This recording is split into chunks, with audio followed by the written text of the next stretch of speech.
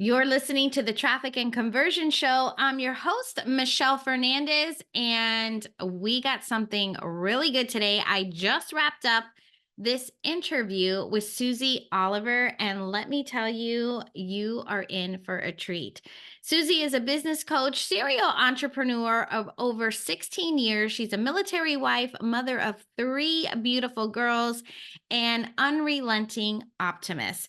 And Suzy is passionately obsessed with helping women realize their amazing potential and build the business and life of their dreams and actually enjoy the process without sacrificing time with their precious family. Today is all about how to break free from imposter syndrome. So stay tuned.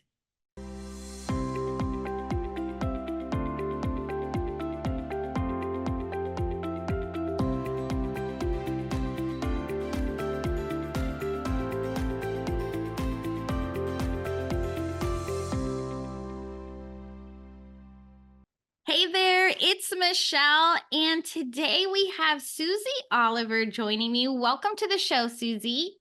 Oh, thank you for having me. I'm excited for our conversation. I know. I think this is going to be a good one. No, let me rephrase. I know this is going to be a great Of conversation, course. right? Because it's all about imposter syndrome and like who does not deal with that. And if you say you don't deal with that, I don't know if I believe you totally. You're lying. Just say it. You're lying. Right? Because it's like we all deal with it. I don't even care if you're an entrepreneur or not, just in life in general. I think it just comes up for all of us. So I think this is going to be a really great conversation. And I just know that you are going to help us work through it because I think it's like a natural thing. It's not like it's never going to come back, right? Oh, absolutely. It's one of those annoying little things that you think you deal with, but then it shows up at some other stage with like a different wig on. And you're like, oh crap, it is you again. And you've got to deal with it again. So I yeah, already broke up with you. Why are you back, right? exactly. Oh my gosh, so good. Okay, so before we dive in, can you tell us a little bit about you personally, how you got in this path, all that good stuff? Yeah, of course. So I've been building businesses since 2008. Kind of very, very young. Business kind of found me. I was one of those things where you're like, oh, I had no intention of ever being a business person. If you had told me this in high school, what I'm doing now, I would have fainted probably because that would have just scared the crap out of me and thought utterly ridiculous. So yeah, business found me. And then I got married to a wonderful man who soon after getting married, he thought that joining the Royal Air Force would be a really good idea. And so I became a military wife very reluctantly. I grew up as a South African Air Force kid, so I had no plans of being a military spouse, but here we are. And that birthed house moves and it birthed children. And I very quickly, my first business was a location-based business. And obviously, if you're moving house every 2 years, I did try restarting a location-based business every 2 years.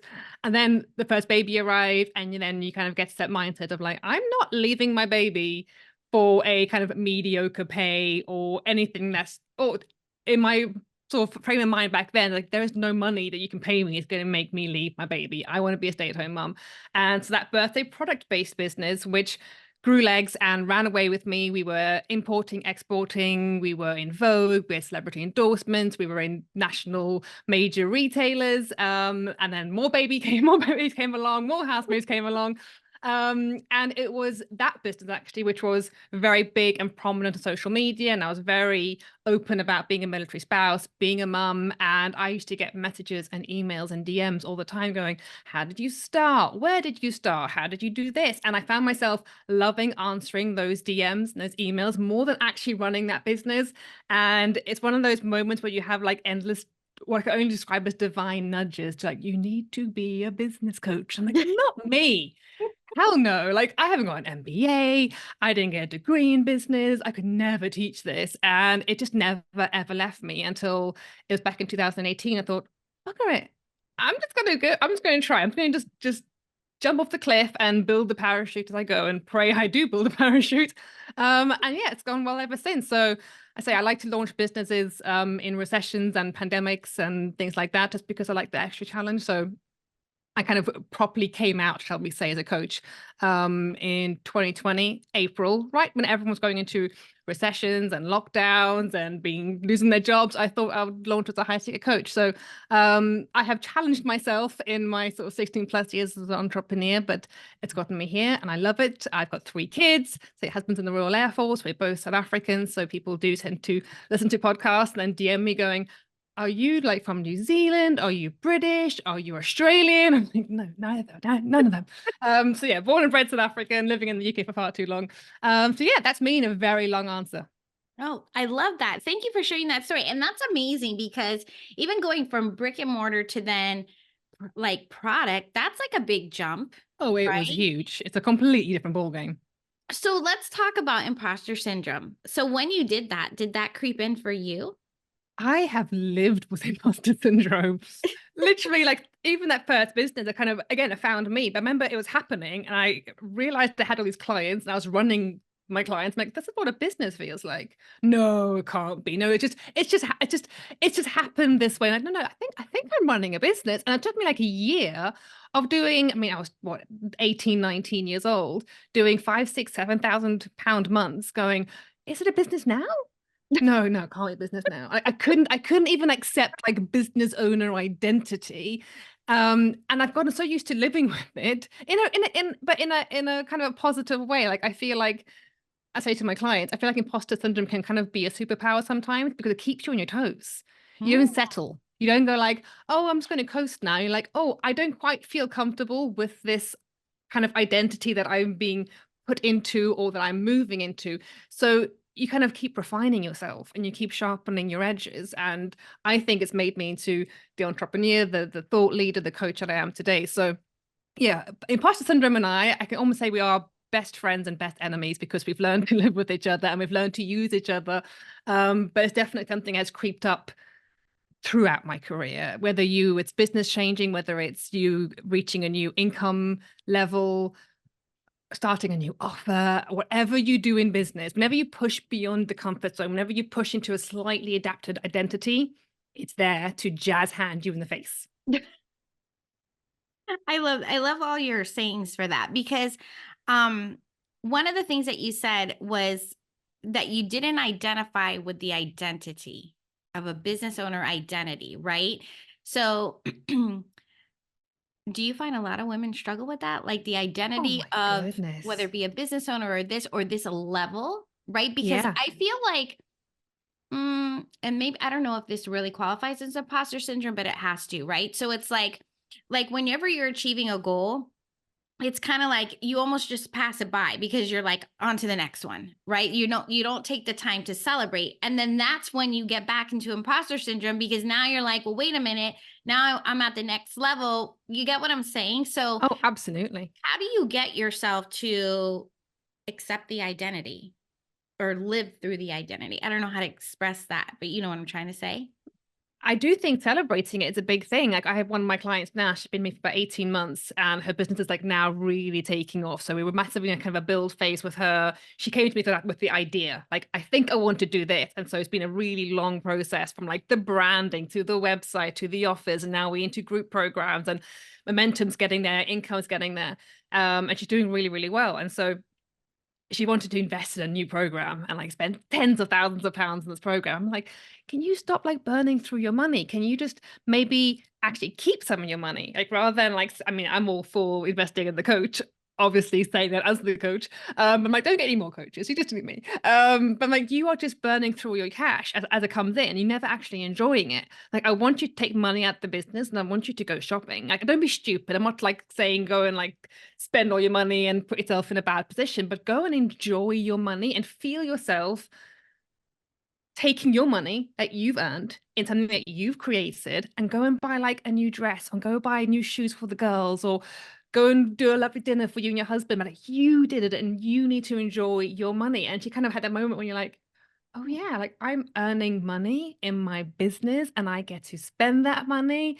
And if we hadn't have had that very small exercise, she would have just jumped straight into the big launch of the next group program and then probably had a little freak up. She didn't have a moment to kind of ground herself at this level that she's at now. So it's a disservice to not only our our success and to celebrate how far we're coming.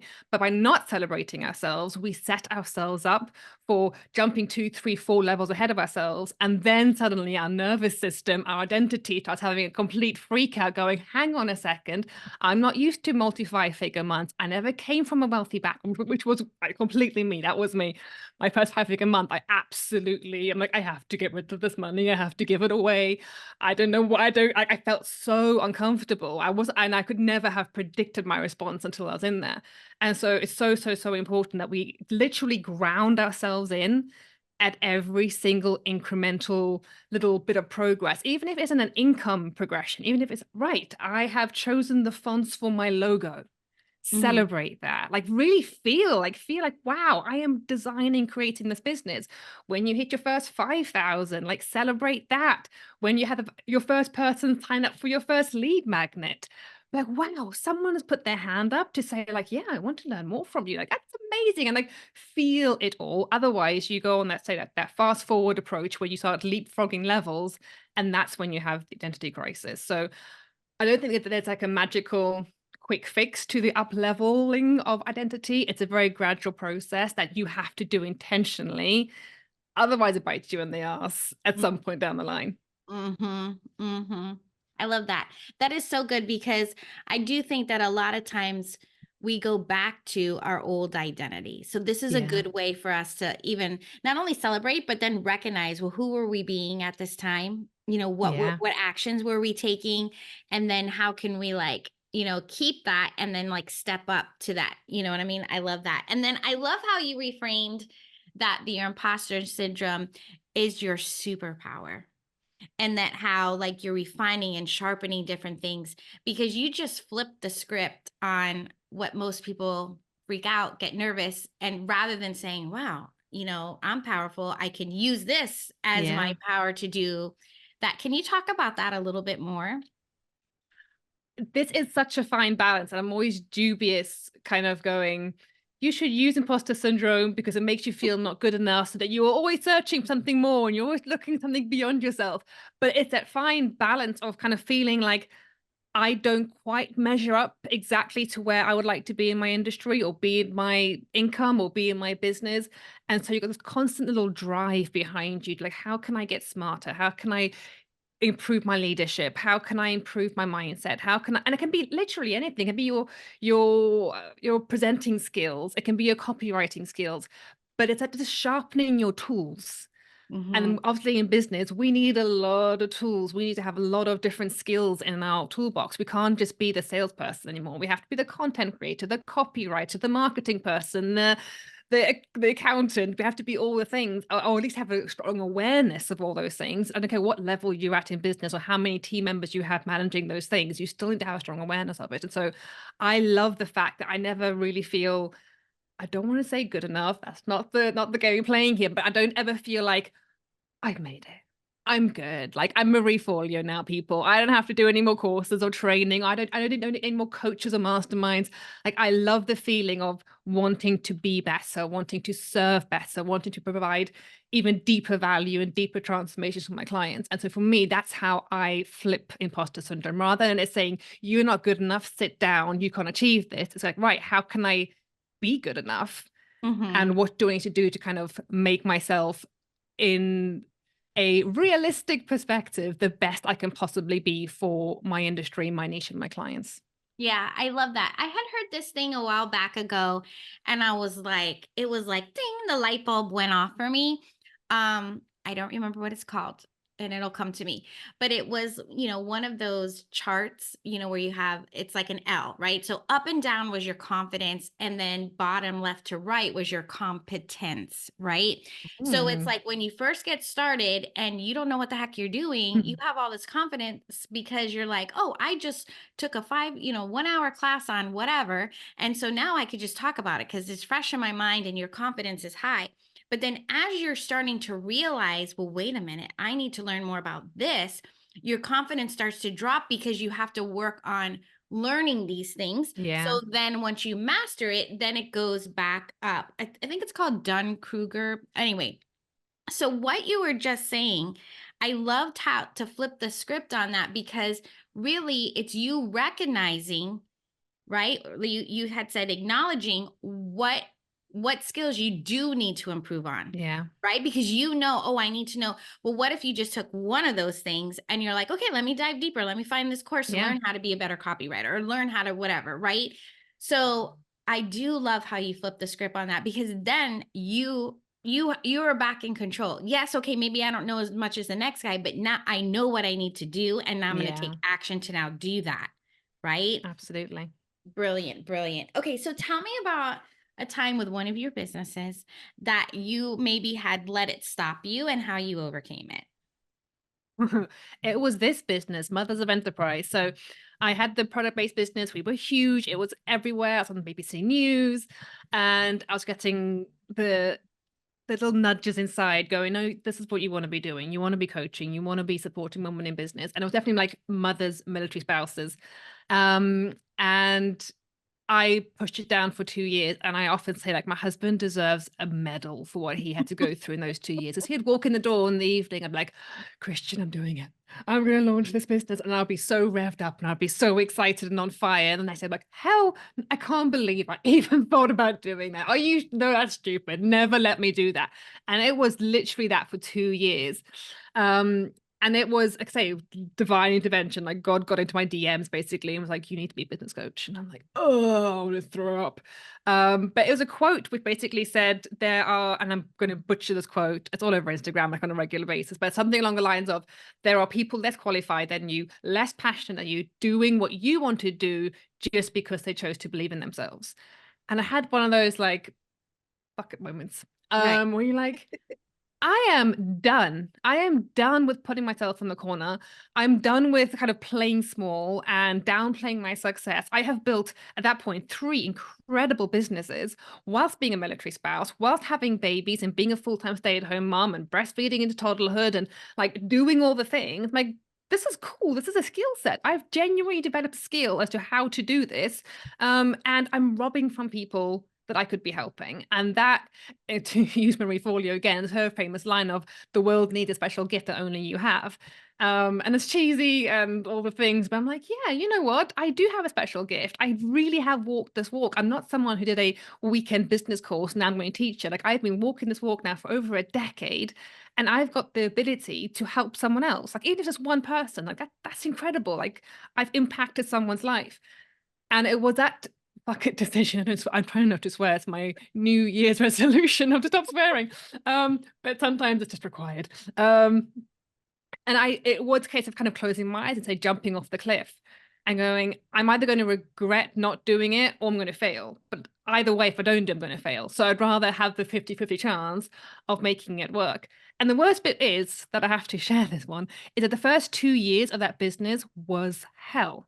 I went into Mother of Enterprise with all the confidence. I'm like, I'm a serial entrepreneur, people. Like I have experience. I am going to build this coaching business. It wasn't actually a coaching business then. It was just like a business support thing because I Mhm. didn't want to be a coach because coaches are a bunch of snake oil salesmen. They're Oh, charlatans. I never want to be a coach. I'm never charging those prices. I want to help people. I never want price to be a barrier. Military spouses haven't got any money anyway, and all my mums are on maternity leave, so like never going to do that. And I went for the low course option. I am going to run a series of amazing high quality value packed, takes me months and months and months to create courses. I'm going to charge like 20 pounds, 40 pounds, maybe even 60 pounds on like an expensive one. I'm going to fill these things every single month and it's going to make me all the money I want. Newsflash, people listening, it doesn't work very well unless you've got money to put behind ads to drive huge amounts of traffic and have a huge audience. So I was working my absolute arse off. And we had just moved to Cyprus on a posting. So I was not living the whole Cyprus life, paddleboarding after the school run. I was in my office going, why the hell won't this business work? And so not only does business kind of haunt me for 2 years with imposter syndrome, I'm now in it and it's not freaking working. I mean, but like the call in my heart is so strong that I can't let this go. I have to figure this out. And it was a full 2 years, and somehow it's all been planned out perfectly. But like the previous business was my cash cow, and it was supplying me with cash for this month of enterprise. So I was kind of okay. But that money ran out after 2 years, and I was like, oh shit, I'm gonna have to earn money. I've got a team, I've got platforms, I've got everything running here. And that's when I had actual DMs going, you need to be a business coach, you need to be high ticket. And I was like, no, just not happening. Like, it's actually not happening. And it happened a few times in a few different really bizarre scenarios in about a 3-week time span. And I had another fucking moment where you're like, you know what I've been doing for the last 2 years hasn't been working. So I'm going to jump off this cliff and figure it out. And that was a massive one for me, to actually like have the identity as business coach and not throw up my mouth while saying it, or want to hide under a table and be like, oh my goodness, I can't believe I just said that. That was huge for me. It Wow. was the scariest of all the things I've ever done in business. That was the scariest, going from I just want to help everyone with my £20 things to be like, no, I'm £10,000 now to work with me. But my business, I launched my coaching in April 2020. By May, I was fully booked, and I have been ever since. That's what, nearly 4 years later. And the business has only grown. So it's one of those funny lessons of like imposter syndrome strikes, and then it's kind of the success doesn't come, and then the imposter syndrome comes on even heavier, going, see, you shouldn't be doing this, you can't do this, you suck at this, go sit back down again. And to have kind of that tenacity and that drive inside of you to kind of do the whole fuck it moment and make the next iteration and the next pivot, I think that is a secret sauce of entrepreneurship, when you can kind of have the imposter syndrome, but still have that drive, that fire inside of you to override it and be like, no, I'm doing this, I'm doing it. Watch me either fail miserably or fly, but I'm not standing still. I think when you combine that, that's when business becomes, dare I say it, almost a little bit enjoyable. Risky, but enjoyable. I love that. Thank you so much for sharing, because when I was listening to you, and when you said 2 years, and then how it was almost, I think it was not even 2 months that. Literally, it was like weeks. It just exploded, and I was on So high-figure when we months. look at that, obviously hindsight is 2020, and you do have to learn from your mistakes. However, even if it was, almost a year, but 2 years, like I just think to myself, like, what situations am I holding back, or I'm waiting, right, to hear that. And then Yeah. to like 2 years, less than a month. Like, you know what I mean? If you just kind of just go for it. And if you don't mind, I'd like to share a story for me and one of my imposter syndromes. And I had the feedback, and then it kind of got me. So when I first started my agency, I was running Facebook ads, right? And I had a very large client, multiple 7-figure earner. And I was running her ads, and the cost per lead, in my opinion, was high at the time. However, all of the buyers were pay in full buyers of a large high ticket item. Amazing. Okay.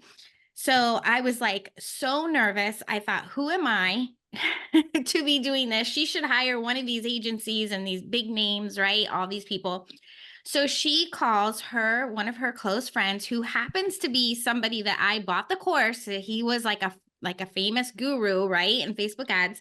And he was like, can I talk to her to find out what she's doing and getting these results, because we're not getting it in our Wow. agency. But meanwhile, the whole launch, I was like sweating, almost in tears every night. Oh my gosh. Then when I saw the sales coming in, I was like, okay, I'll pay $100 all day long to, sell this, like whatever the cost to acquire a customer. And then we know what the retention rate is. So I knew Yeah. that was going to pay off. But I was like, how can I get this lower? And when that happened, it's funny to me the way we talk to ourselves and what we tell ourselves is going on, thinking that something is different in someone else's business or in someone else's life or whatever it Yeah. is. And it's usually not even close, right? So it's like, why spend that time? Like, it's like, what do they say, that those thoughts, those feelings, or whatever, it doesn't serve you in any way, shape, or form. That is exactly right, because it affected so many other things. My health, Yeah. my husband didn't want to divorce me, but like you said, how your husband deserved a medal. He like had to hear this on like Yeah. replay, you know what I mean? And so I just feel like in these moments, what do you suggest that, like, when we catch ourselves, because we said at the beginning, like, this is never going to go away. It's going to come up at some time. We could be at a conference, we could be on a Zoom, whatever it is. And we're like, oh, I bet you're there, blah, blah, blah. Right.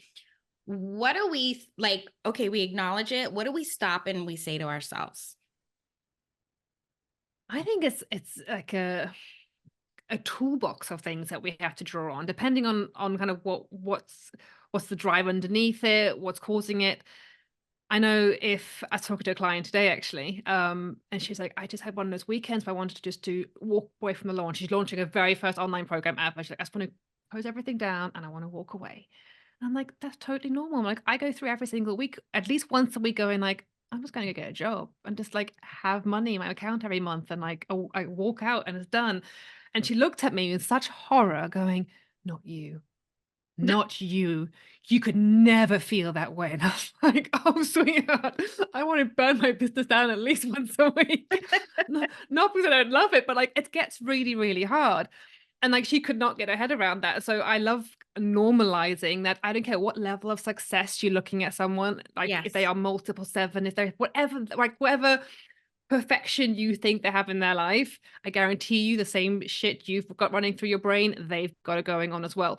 So for me, like if I take my first 5-figure month, absolutely floored me. So just for like context, April 2020, I did £52 that month.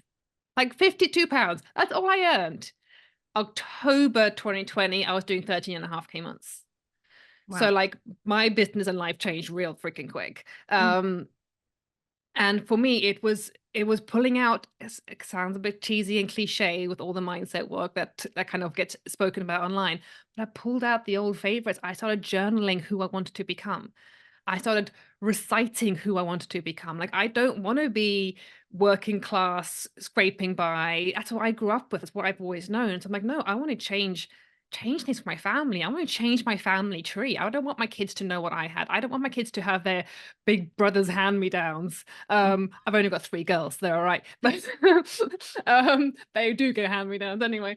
But like I don't want my kids to know the struggle that I had and having to choose between like, no, darling, you can't do ballet and piano. You got to choose one because we can only afford one. Like I don't want that for my children. And when you've have a I know again it's a cheesy cliche thing to say, but when your why is bigger than your imposter syndrome, when your reason is bigger than your self-doubt, when your drive to see change in the world and see the change in the people that you are serving is stronger than you thinking, crap, I'm not sure I can do this, you learn to move through it. And I say to my clients all the time, that decision is a muscle. And the more you make that decision, it gets stronger and stronger and stronger. So before, imposter syndrome kept me for 2 years. Now it can keep me for like 2 hours. On a bad day, it can have a weekend with me. Mm. That usually that's like PMS combined with imposter syndrome. Right. That's when it gets 2 days. But usually I'll have a dip. I'm like, no, hang on a second. And for me, I'm a Christian, so I go, right, no, God's given me this business, and He's brought me this far, and I know I am doing His will. I have that conviction in my heart. So I have that to pull on. And then I get my journal out. Say I've got a future me manifesto that I've written. Mm. And I wrote it as like, I am that person in 10 years' time. And I read them like, no, I really want to be her. I want to live that life. I want to serve in that way. I want to have that impact. I want to be that blessing. So like, sorry person, like, or sorry version of me right now, but you're going to have to move out the way because Mm. this is bigger than you.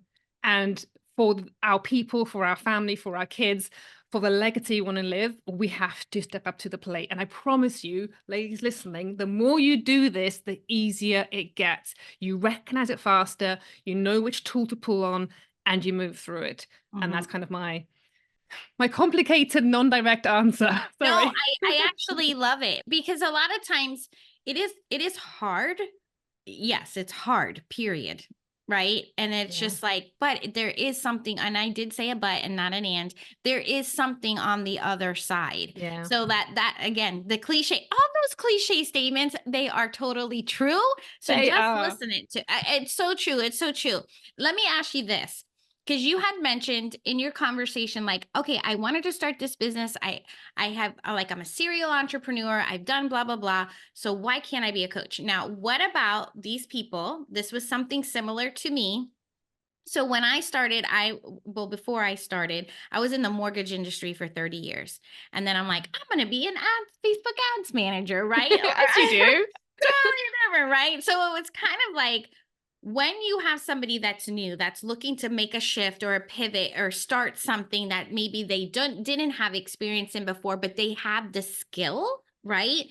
How do you like what would you recommend somebody they're going to have I mean, I think that's just fair to say. They're going to have imposter syndrome of some Oh way yeah. shape or form. So when you're new, what would you suggest there? Is it still the why? Well, it's real dedication to your mindset work. And not like, oh, I'm going to dabble on Monday and then I'm not going to do anything until Thursday. Like mindset work, say it's like a healthy eating regime. You can't just eat healthy on a Monday and like expect like, oh, why haven't I got a six pack by Friday? Because like on Tuesday, Wednesday, Thursday, you ate like crap. Like you can't just pick it up when you feel like it, and especially to serve you. Like if we want to lose a bunch of weight, we can't be like, I'm going to have a salad tomorrow, and that's going to do it. And we try. I mean, I wish. Right. After three kids, that's never going to work for me now. But like if we treat, I see a lot of people treat their mindset practice like that. Like, oh, I'm feeling crap now. Now I'm going to like pull out the journal. I'm going to pull out my visualization or whatever thing might be. But you need to have. I think my coach has it beautifully. Your mindset work is your full-time business, and your business is your side hustle. I'm like, Mm, oh, I like that. Just to kind of like emphasize the dedication, the commitment that you need to have to your mindset practice. So I have a lot of ladies who are like teachers and they're moving into like the money coach space right. or all kinds of different weird and wonderful kind of corporate careers. They have kids and they're like, no, I actually want to be home and raise my own children. And so they completely change their careers or bring their careers online. And we have to recreate that identity. And I think it's so important that we realize that identity can be recreated. You can literally be an entirely new, different person this time next year. There's a quote I read a couple of months ago that if you haven't seen me in a year, you don't know me. My personal development game is just that strong. And I Ooh, was like, oh, I like love it. So it. like you can literally reinvent yourself. And that comes through mindset practice, comes through journaling, comes through affirming, it comes through kind of writing the I am statements, writing your future manifesto. It's an exercise I do in my group programs. Like, right, you in this program now, we want to get to like my first, my dream business school is kind of like your first 5K months build. And like, you need to write, like, I'm a business owner. I earn £5,000 a month. I do this with my money. And like, just get into the feeling of what it's like to have a business doing £5,000 a month. Because if I can get them feeling like it's normal, Mhm. feeling like it's a part of who they are, they can then move into that so much quicker through really wise decisions in their business growth and their strategies rather than going, oh no, I'm going to choose this strategy because I'm actually really shit scared about being too visible and getting to a place where I can do 5K months. So mindset work, people, it's not something you do, say, when you feel like it. It's something you do ideally most days. I'm a mum. I've got three beautiful, wonderful kids. So I haven't got the 2 hours in the morning to journal and affirm and do all those lovely things, but you fit it in. And it can be like whilst you're brushing your teeth. Like when I drop my kids up at school, the two big ones, and I walk back to the car, I keep reciting that I am a millionaire. I Mhm. have no idea when it's going to happen, but like it's a fun part of my day, and like the skip it gives to my step walking back to the car. Like the other school moms must think I'm on something. Like I'm on life. But it just makes me feel really good. And like, you know what? It might happen one day. And like, wouldn't that be cool? Like the kid who kind of wasn't that great at anything at school builds a seven-figure business whilst being around for her three children and following her husband around the world in the military. Like freaking cool. So whether it happens or not, I feel really cool and really good and really inspired doing it. So commit to the mindset practice, ladies. Find the bits that work for you, fill it into your time where you can have it, and literally watch miracles unfold in your life. Yeah. I love that. I love that you have that skipping back to your car. That's so great. I'd love to You're know what I like, look like. wait, what is going on with her? I want whatever she's got, I right? want her coffee. Right. Oh my gosh. That is so good because I know for me, when I was still at work and doing this, I was kind of on that, right? It was like, oh, it's too busy. And then I was also finding that when you were saying, oh, and I go back to my job, I have a paycheck. So it was almost like, well, I have this paycheck. I wasn't uncomfortable, right? So it was more versus and I even said to myself, I told my husband, I'm like, "Honey, I'm going to pretend like I'm not getting paid, right? And whatever money has to come in would be like the money we need to live on." Yeah. Because I caught myself being like, "Oh, I already got this paycheck." But then I'm like, "But when is the day going to come for me to leave, right?" Yeah. And even now my husband and I are we have some financial goals that we're looking at. And then so we were like, okay, we're not going to do XYZ, right? This is what we're committed to. And then so both of we have twins and they both live in different cities. So every now and again we're like, oh, do we want to go see the kids? And we're like, wait a minute. So then we start negotiating with the commitment we made to ourselves. Okay. Yes. So then I'm like, wait a minute, are we honoring our commitment? Love it. And then we start to be like, well, and I'm like, I think this sounds like negotiating, right? So then I have to like we're both now like catching each other when we start to do that because we want to travel here, we want to buy Yeah. whatever thing that I mean, yeah, it's not a fact of can we afford it, but it's not going to what the goal is that we're trying to do, right? Yeah. So it's funny because you're constantly negotiating with. I'm like, now that I'm become more aware. So it's like, I love that you brought that out because when it comes to getting the thing that you really want, like that why of why you're doing this, that's then allowing the imposter syndrome, don't negotiate with yourself because you No. want that thing so Yeah. bad. It's like, stick through it. The day will end and tomorrow will be a better day.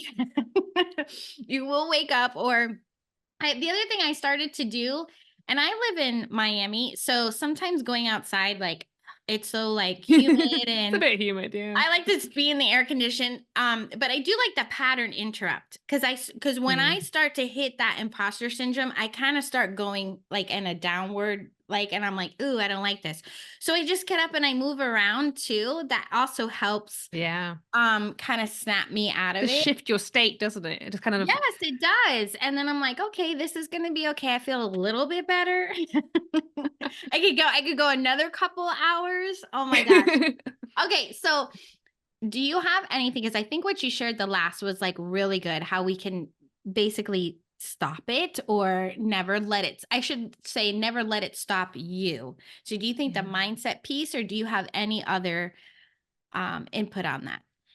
Yeah, it's a mindset piece and remembering why you're actually doing this in the first place. Like we chose to go into business. No one forced you to go into business. And so often we kind of act like we're the victims of like this cruel, mean world and the Instagram algorithm and all this crap. And you're like, no, hang on a second. Like you chose to be here. You chose to create this thing. It was never going to be plain sailing 24/7. And there is a kind of an element of like a tough love conversation you have to have with yourself. Like, stop being a baby.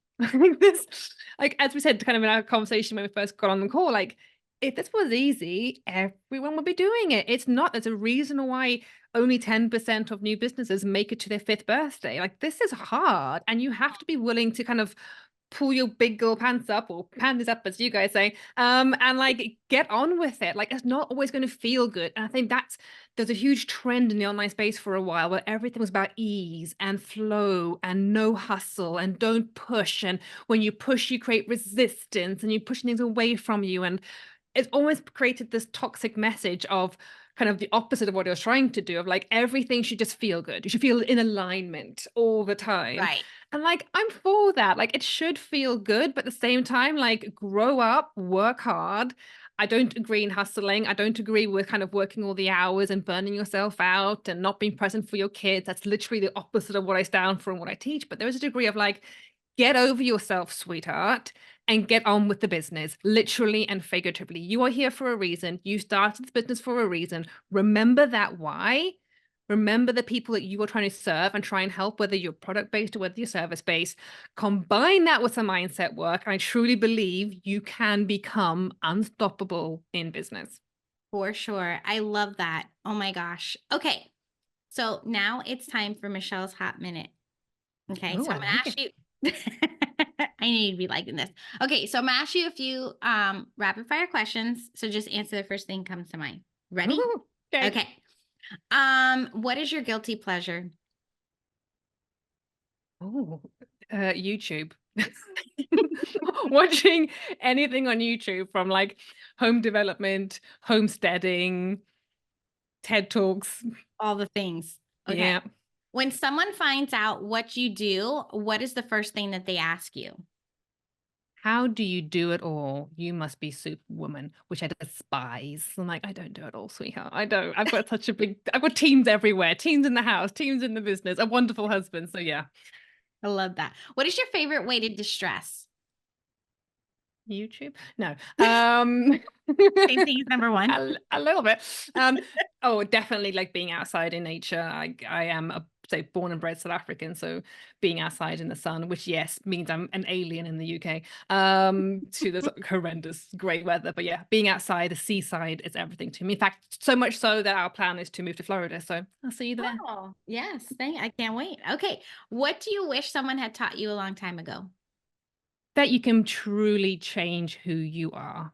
Mm. Like to echo our conversation, like I had no idea I could be this. I could be this person and I could be doing this business. And so I just wish someone made me realize that I could think big, I could dream big. But also have that realization that if you want to have kids and you want to be present for your kids, that this big dream kind of needs to marry in with that a little bit. Otherwise, you'll have some disconnect later in life. I love that. When's your next travel destination?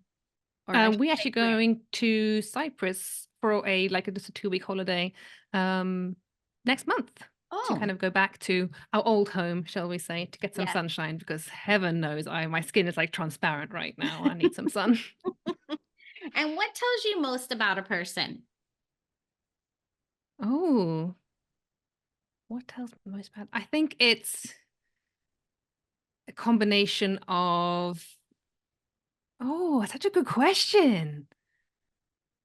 How they interact with you, questions they ask you. Yeah.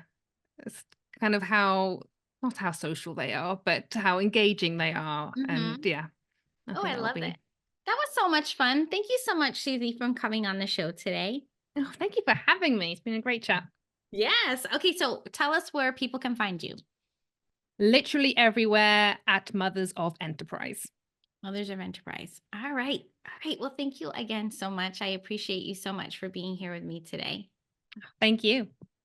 All right, so there you have it. How to break free from imposter syndrome with Suzy Oliver. Definitely go check her out. I will drop where you can find her in the show notes. I hope you enjoyed the show. Until next time, let's grow your business together.